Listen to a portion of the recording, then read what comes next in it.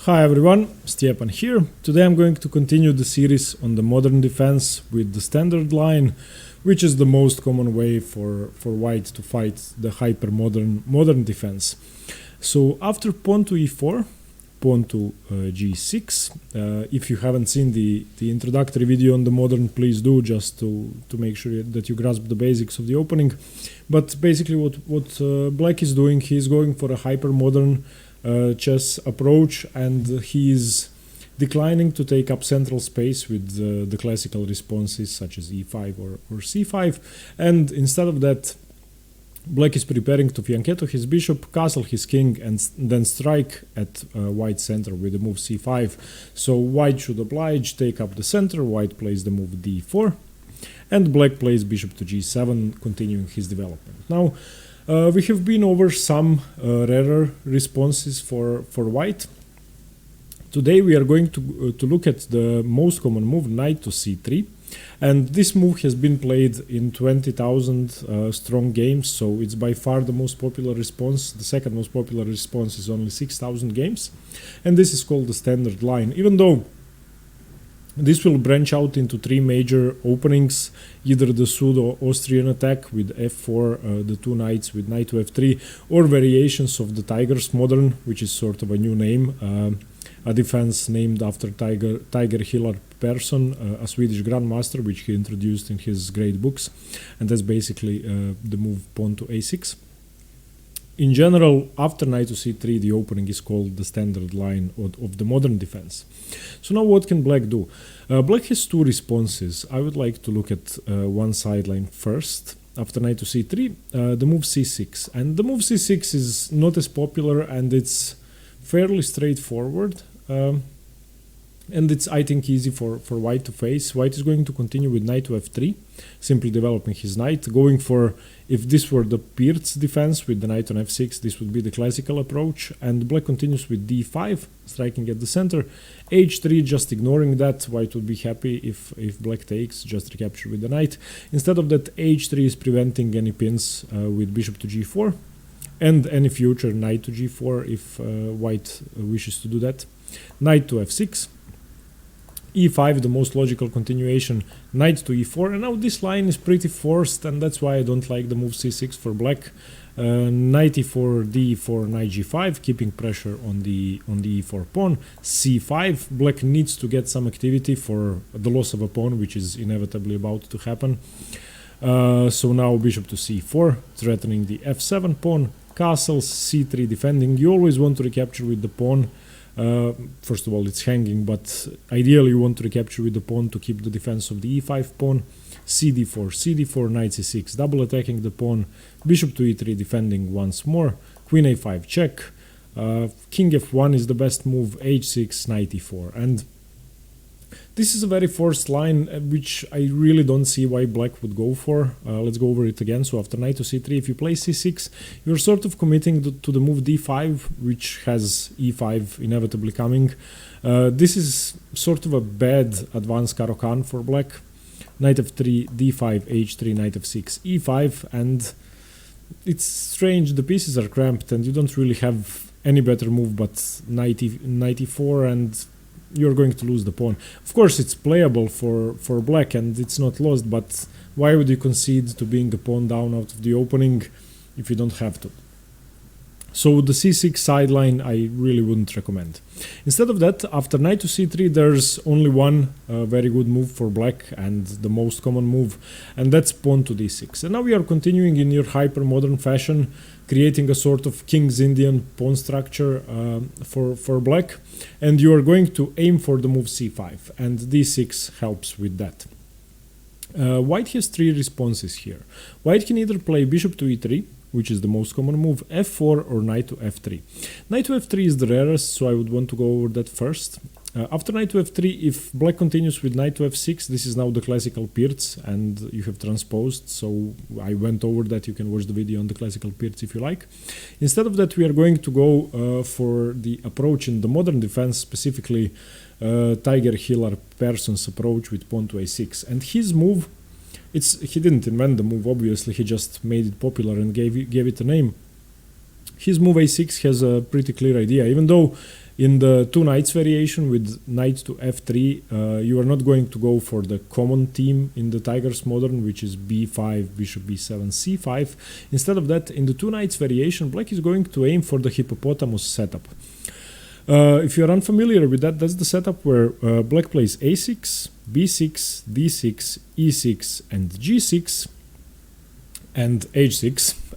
Most often, and then develops his knights to e7 and to d7 and fianchettos his bishop. So it's a pretty strange setup, but very flexible, and it gives you a lot of options to break in the center, which your opponent can't be prepared for. It's basically too much for white to handle, and you can't stop all the threats. The threats not being that serious, of course, but black can break open that position if he wishes to. Now, after this this move a6, a4 should be played, stopping the move b5. Now if white doesn't play a4, then b5 would be a better move than b6. Now b6, bishop to c4, looking at the f7 pawn, e6, creating the hippopotamus pawn structure. Castles, knight e7, rook e1, h6, and now you can see what I was talking about. This might seem strange and as a waste of time, but it's very flexible, as I said, and it gives black options. If you turn on the engine, this is more than +1 for white, but the engines are never objective in positions where black is playing on the first three ranks. In the King's Indian, in the Caro-Kann, and in many cramped positions, the engine is going to like white a bit too much. Bishop f4, and you can see that white is basically playing as if he were looking at a textbook about classical chess, just developing his knights, then his bishops, then castling, bringing the rooks to the center, and white's position is perfect. Bishop b7, queen d2, knight d7, h3, g5, bishop g3, knight to g6. And here black has developed his hippopotamus structure, and I have to say it's really fun to play these positions with the black pieces, and it's not without venom for white. Black can castle and then go for f5, black can go for d5, black can go for c5, black can go for e5 or b5, and as I said, white will have a hard time stopping all of these pawn breaks, and you basically have to be prepared for each one, and if you weaken one point in the center or on the flanks, then a strike could come and black could open up the center. Secondly, black's bishops, even though they don't seem to be doing much at the moment, are remarkably strong, and you could argue much stronger than black's bishops, who are looking at these two pawns. The point behind the hippopotamus setup is that you open up your bishops, and your opponent's bishops, which are mostly on these squares, in the setups, are going to look at a pawn chain which is going to be hard to break through. So I think that the hippopotamus structure is really fun, and modern defense players should learn how to deal with these structures, and players with white should learn how to fight the hippopotamus. And there isn't really one rule of how to prevent black's pawn breaks, but you need to get a feel for the position and play it out a few times to be able to grasp it properly. So after knight c3, d6, knight to f3, I would recommend the move a6 and going for the hippopotamus setup. If white doesn't stop the immediate b5 with a4, then I would recommend the move b5 instead of b6 and bishop to b7 immediately. And then you are sort of in the Tigers Modern with slightly more chances. Okay, the next move after d6 is pawn to f4, and this is called the Pseudo Austrian Attack after the Austrian attack in the Pierce defense.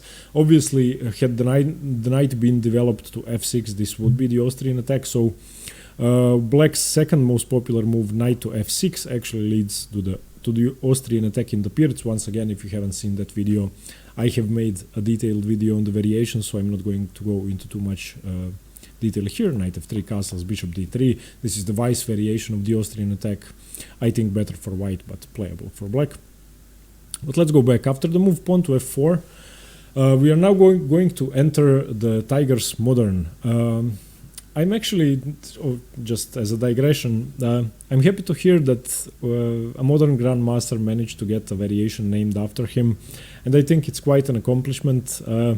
Tiger Hillarp Persson says that his editors named the variation the Modern Tiger, because the defense is called the modern defense, as his name is Tiger, and it's sort of caught up, and now everybody is using the name, and I think it's great, and I think he should be proud to have a variation named after him, especially because it's not really a variation, it's a system which could be flexibly applied to many positions in the modern.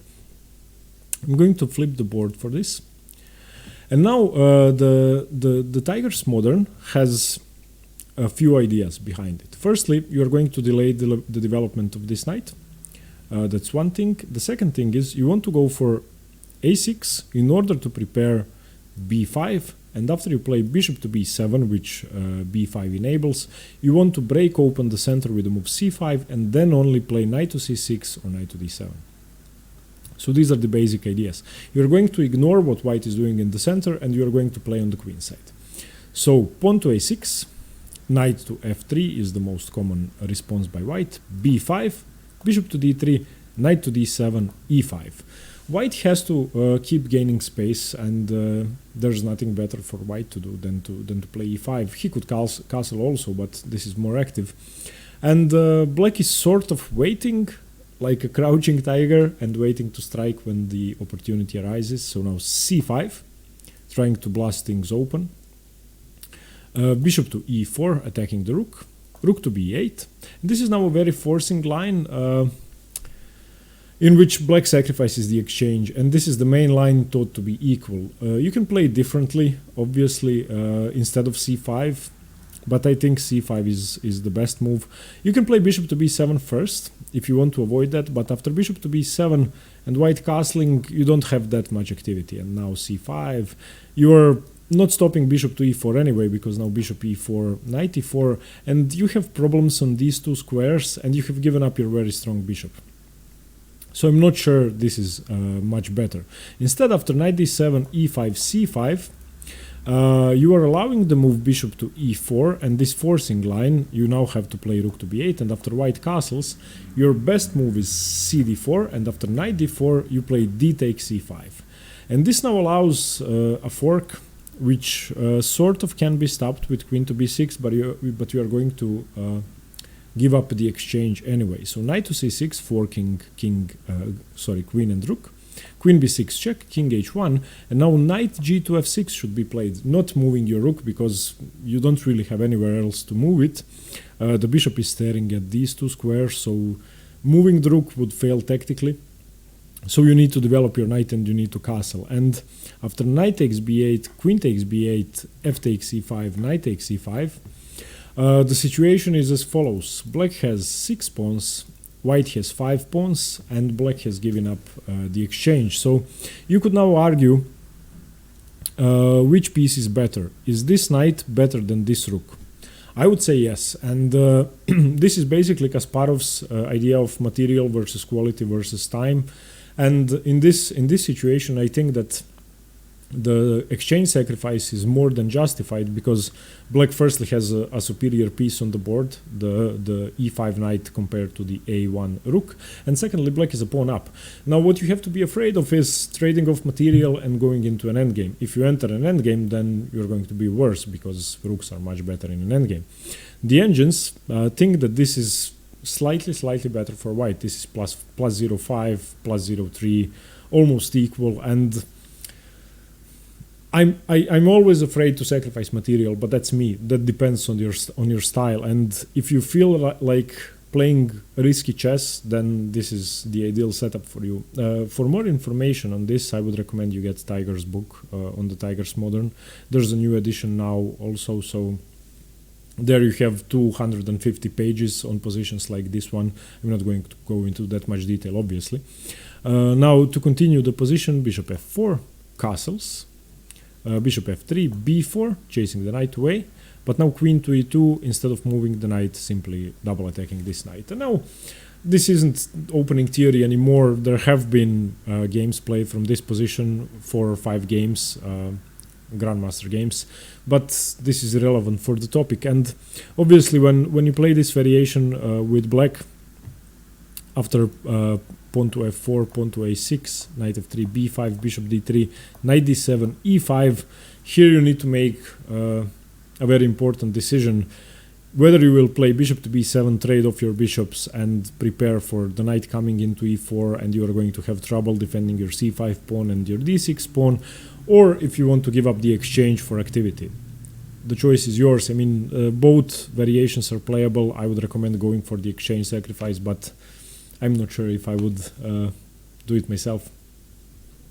So okay, that was the Pseudo Austrian Attack, the second most common move for white. So remember that after the move knight to f3, black goes for the hippopotamus setup with pawns here, okay, and then fianchettoing both bishops, playing knight here, knight g6, striking in the center later. After pawn to f4, you are going to go for the Tiger's modern setup with a6, b5, bishop b7, c5, and knight to d7. But remember that in some lines you have to give up the exchange. And now let's go over the main line. After d6, bishop to e3 is the main line for white, and you're going to see this in 90% of your games. This is objectively the best way to play. After bishop to e3, there is one move, one sideline for black, which I would want to cover briefly, and that's c6. After c6, queen to d2, b5, bishop to d3, knight d7, knight f3. You have transposed to the Peer's defense. After black plays knight to f6, which is going to happen in a couple of moves.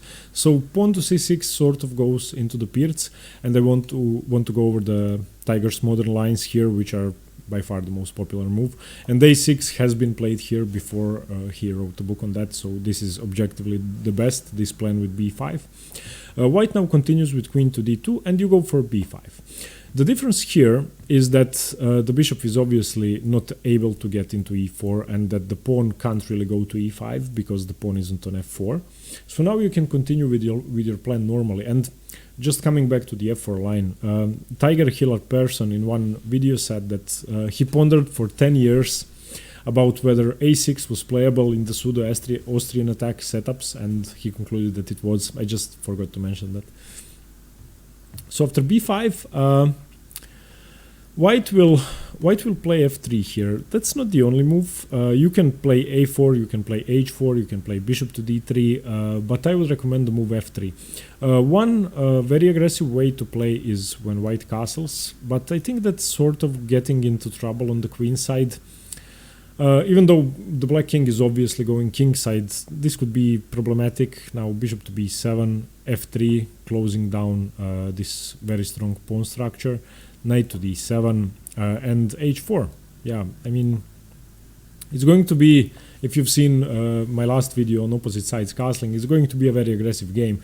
And as white, in the Peer's and in the modern and in most hyper-modern defenses, you're going to have more space, which means you're going to have more minor piece activity. So in any positions when you have where you have more space, you want to keep the minor pieces on the board, and that's enough of an advantage in itself, and you don't have to risk opposite sides castling. Obviously, most often it's going to be okay and you're going to have a quicker attack, but I think that in the modern defense you have enough activity as it is, and that it's unnecessary to castle here. So after queen to d2, b5, I would recommend the move f3. Just slightly slowing down your game, waiting to see what black is doing, solidifying your structure, and now after knight to d7, play h4.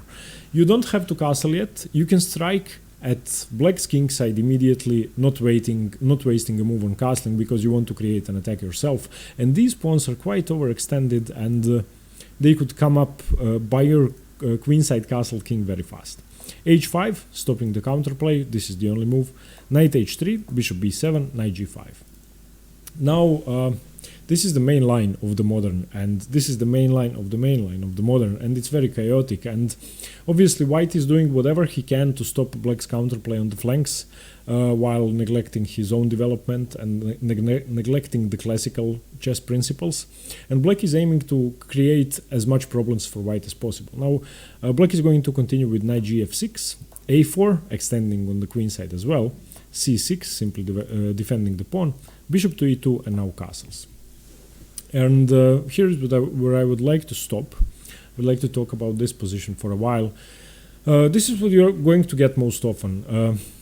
if white doesn't play f3, then positions aren't going to look like this. But if white does go for f3, which is objectively the best move and which deals too much problems for black, then as black in this position you are going to need to look for counterplay. And one problem I see in this position for black, which I've had myself, is that white hasn't committed to castling either side yet, and it's really hard to waste a couple of tempi on attacking on the queen side or breaking up the center if you don't know where the king is going. So you're going to have to wait for a little while longer. The main move here for white is actually to castle kingside. If the white king castles kingside, then you sort of have an easier game, and you know that white isn't going to kill you on the kingside that easily, because pushing the pawns in front of his king is going to be very risky. But white could also do several other things, and yeah, I think it's slightly better for white, but the Tiger's Modern is probably the best attempt. Now let's go back to this position after b5. If white continues normally, if he doesn't play f3 or castles, if he simply plays bishop to d3, you can now continue with your normal Tiger's Modern plans, knight to d7, supporting the c5 square. White is going to play a4, trying to break up your structure, and you continue with b4. After b4, knight c2, e2, of course, c5. This is your main idea. After c5, you manage to achieve what you wanted. You gain space, you challenge the center, and now you are waiting for white to do something. White is going to support the center with knight to f3, queen c7, defending the weakness, c3, breaking up the structure, bc3, always take with the pawn towards the center, bishop to b7. And now, this is also one of the main lines, white castles here. This is the second most thematic position in the Tiger's Modern, in the standard line of the modern defense. I think as black you managed to achieve a lot here. Firstly, you have two monster bishops. Secondly, you are an inch away from breaking open this wonderful structure. Thirdly, these four pieces aren't really that active and they seem cramped, and even though black is down in development, obviously black has more piece activity as it is. And you're going to have the open b file to work with. You have a weakness on a4 to exploit, which is going to be easier to exploit than your weakness on a6, especially if you manage to get the move a5 in. You can either play e6, knight to e7, weakening your dark squares, but playing carefully, or you can go for knight to f6, which can be scary sometimes because of e5. So you have problems castling, but your position is fine. And I actually think this is an achievement for black. The main move here is knight g to f6. And now white doesn't continue with the move e5. If he plays e5, then you get to break open the center, and it's not a big deal, and the pawn is hanging in this situation, so it can't be played immediately. Okay, so white will normally continue with knight to g3, trying to arrange the move e5 and play on from there. You can challenge the bishop here, knight to g4, play around white's cramped pieces. White is going to play bishop to f4, and here you can actually play e5 yourself for castle. And even though this is no longer theory, I think it's very hard to understand these positions, so I'm trying to get in as much depth as possible. But basically what black is playing for, if we go back to the original position, e4, g6, d4, bishop g7, knight c3, d6, bishop to e3. With move a6, you are going to delay your castling the development of the f6 knight. You want to play b5, knight d7, c5, bishop to b7, cause problems on these squares and attack the center from here. Okay, so this is your main idea. And in the process you are going to create two very strong bishops on both diagonals, which can work great tactically together. And more often than not, white is going to be in tactical problems if he isn't careful, much more often than black is. Okay, once again, my recommendation: read Tiger's book on the move a6. He goes in depth in all the variations. Be careful not to transpose to the Pirts, because the Pirts is, in my opinion, slightly easier to play for white. And yeah, I hope you enjoyed this video. I hope you liked it. Thanks very much for watching. Please do let me know what you think, and stay tuned for more chess. See you later. Bye bye.